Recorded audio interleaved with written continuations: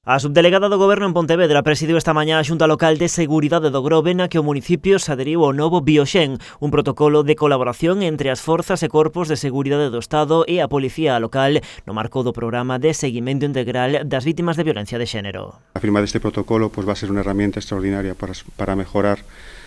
todo lo que es la colaboración que ya teníamos con la Policía Local del Grove, para mejorar todavía más lo que es la lucha contra la violencia de género. Estamos renovando unha colaboración que leva xa tempo entre a Garda Civil e a Policía Local do Grove, donde temos asignadas principalmente este servicio, por suposto todo o corpo da Policía Local, pero asignadas principalmente dúas mulleres policías. No Grove hai nestes momentos 14 casos activos por violencia de xénero, case o 79% das víctimas teñen menos de 45 anos. Las edades de las víctimas y de los agresores, que es un dato que tiene mucha importancia, 0 casos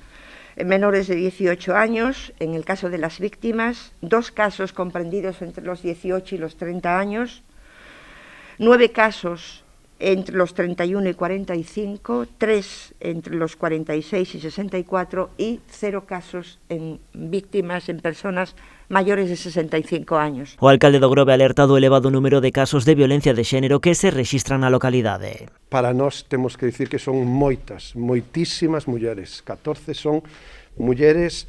un número excesivo de mulleres que teñen que ser atendidas por violencia de xénero nunha vila como o Grove. O Grove non podemos permitir